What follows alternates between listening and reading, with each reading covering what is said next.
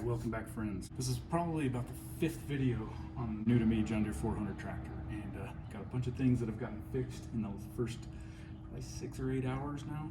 So I'm going to run you through the different things I fixed and show you what we're about to try to get done and show you the progress we're making on that. So please forgive me for not having a really how-to step-by-step as I'm going, and just bear with me on that. Let's get caught up here.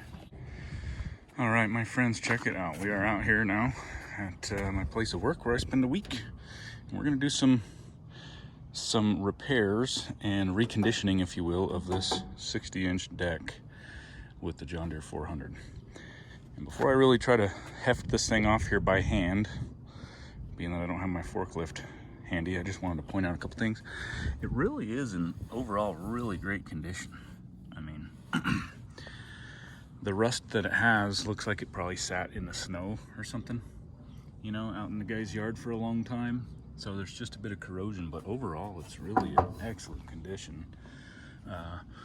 The underside I'll probably sandblast the whole thing at some point, maybe over the course of this next winter. Overall, I really think it's going to be functional for the rest of this summer's duty. We're a little bit over halfway through summer now, but so we'll pull the plugs and check to see if it's got some fluid. We got some fluid to add to it, and maybe sharpen the blades, pull the blades off, maybe. But anyway, let's see if we can get this thing working. All right, now what we are attempting to get accomplished today, which is really only the second day I've had to work on it, is getting this monstrosity of a 60-inch mower deck mounted up under there and functional and operational. So I picked up a pretty big old pile of hardware right there, and the intent with this is to get it functional. I don't want to pull these off this season because I'm afraid those might be seized in, snap off in, break the spindles, have a broken bolt to deal with. So I may tune these up a little bit with the grinder and the wire wheel, sharpen them a bit, but the intent is to basically just put some new bolts in that thing, get it mounted and functional. And then maybe over the winter, we'll pull this thing apart, put new blades on it, put mulching blades on it, and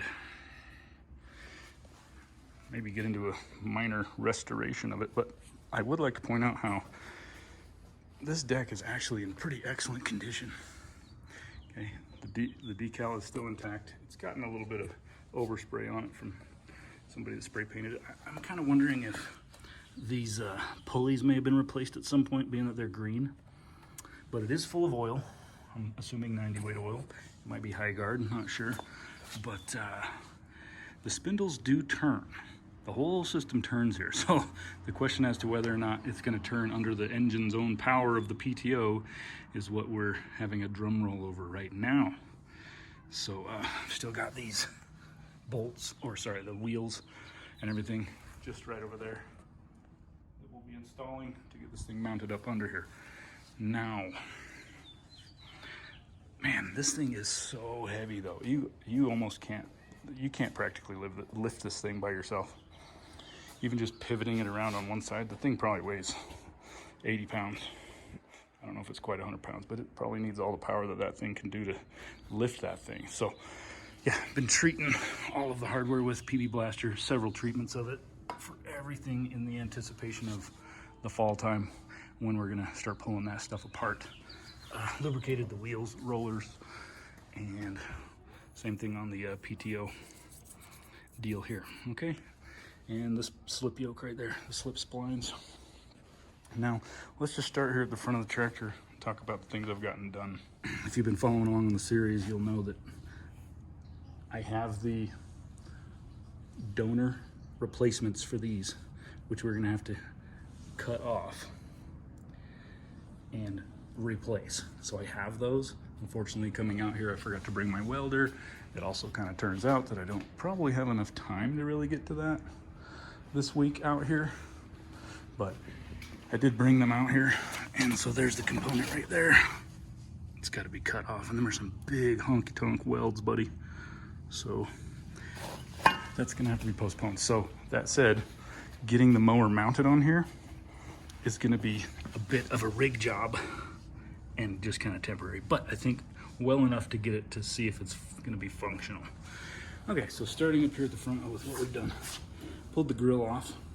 That pulley right there for the PTO was allowing the belt to dislodge because that pulley was so far forward. It was kind of leaning forward out of alignment. So I need to get a second belt. But for the time being, I think a single belt will function, I hope.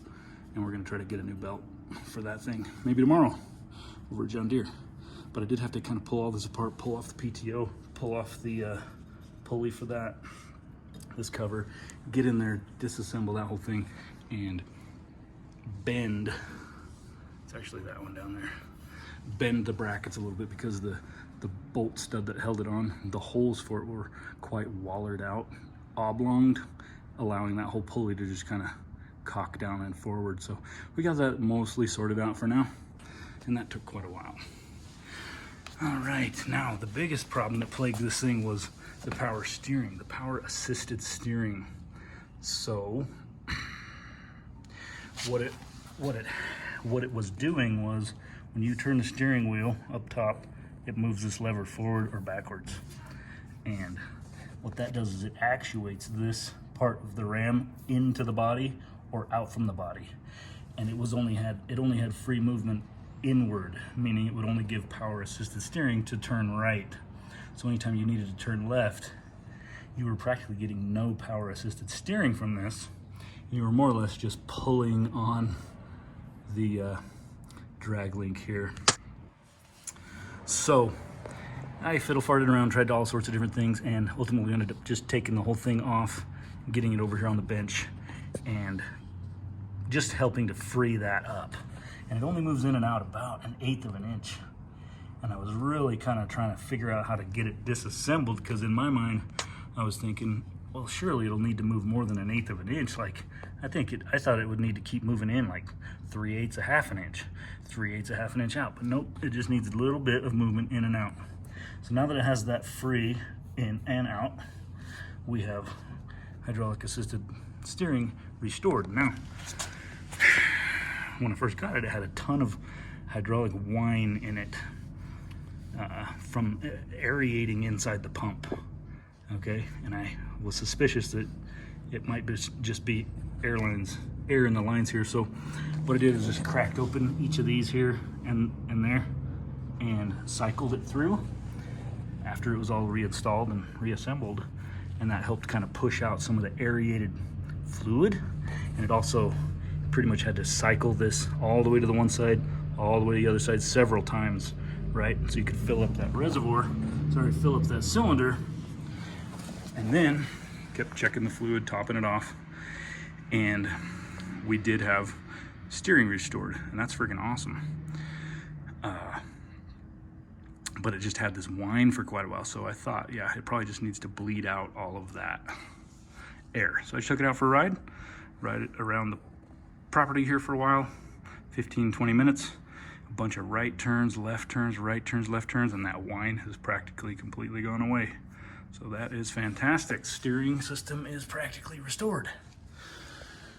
All right, I was suspicious that we were not having charging, that we were having charging issues, but managed to get down there and test out the voltage regulator, and it's kicking out a good 13.5, 14 volts. And the ammeter is working, I do believe. It might be working, I think it is. So it seems like the charging issues that I was afraid that we might be having aren't really a problem. I think the biggest thing is you have to have the RPMs up, probably half throttle to more than half throttle, 3/4, you know, to just kind of get that thing generating as much power as it can. I tend to try to putt around a bunch of these old tractors at lower RPMs, but turns out probably needs higher RPMs to actually keep that battery charged up. One thing we don't have is working headlights. So I'll come back to that. Let me just show you real quick. Pulled out the headlight harness here. A couple of the bulbs are broken off inside, so those are soaking in PB Blaster as well right now. And there seems to be no power coming out of the harness to it. So we're gonna try to install some LED light bulbs in that thing, mount those back up in there. Okay, so that should be an improved lighting situation. And then here's the wire for it. So hopefully I can trace that wire, find out why it's not working from the switch, whatever, find where the short is and get that bad boy going. What else did we get done here? Okay, these covers came off. I did pull the side panels off and I was digging around looking at stuff in there, but I managed to break the PTO safety, electric safety switch. So down inside of here is a switch just like that one right there, a micro switch. So that is no longer functional. It's broken into a bunch of pieces because I tried to just bend the lever back into position to where it would function and the whole damn thing crumbled on me. So if you get one of these, just know they're very fragile. So what did I do instead? Just bypassed it. The two wires are just connected together, so now it will start with the PTO engaged or it disengaged. So I'll just have to know that. Then the other probably biggest thing that took most amount of time was getting this thing sorted out. I had to drill out, I removed the wire. Okay, there's a wire that runs through a roll pin.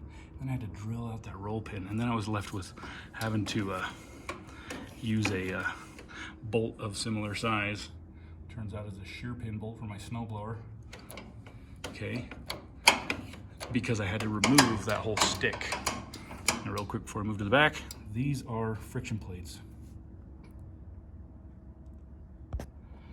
These friction plates are what you tighten. So I took them off, cleaned them, and applied a little bit of blue Loctite onto that, and then gently adjusted this nut to tighten these two friction plates to the right amount so that it would quit slipping down while we were driving. So that's what holds your hydro lever in place. So that's pretty clever design. Friction plates. There's just some clutch material on both sides there. Okay, so I had to get this out so I could take that apart because the way that whole lever works down there, and this is the part I wish I had taken time to film and stuff, but basically the bottom of this rod is threaded. And anyway, it just all had to come apart so that it could be cleaned and lubricated so that you could gain this functionality right here. There's a spring that kicks it over to engage that. And you want that to be able to happen on its own. So that thing was kind of seized up. You had to hold it over when you were trying to start it. So anyway, took that whole thing apart, got that stuff all resorted out.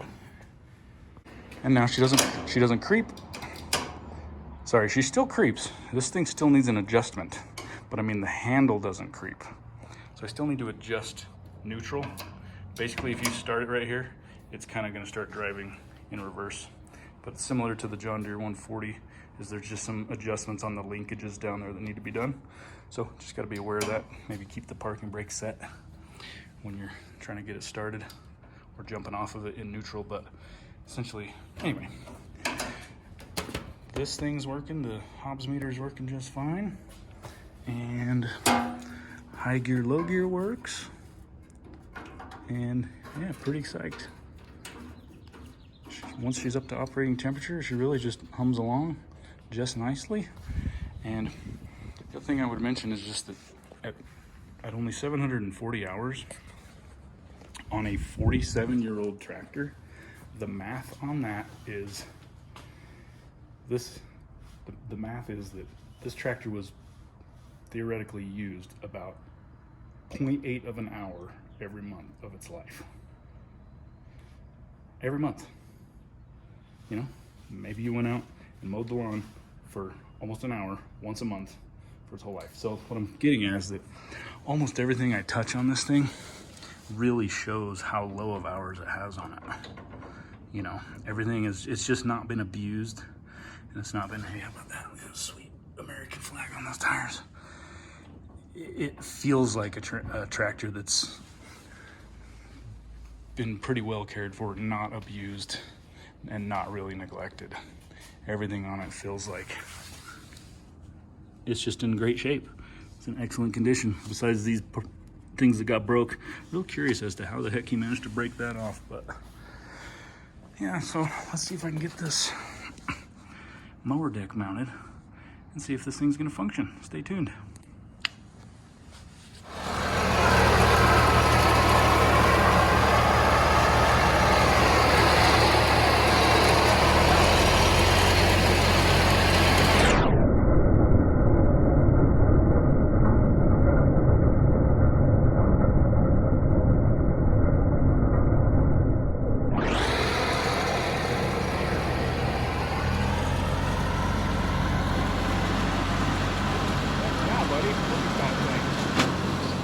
Oh no, there goes the belt. Oh man. Look at this thing, Zegan. I got it working today. It is a massive lawnmower, man. It's like as big as the Tundra. Okay, not quite, but it's way bigger than the bike. Humongous. So much fun.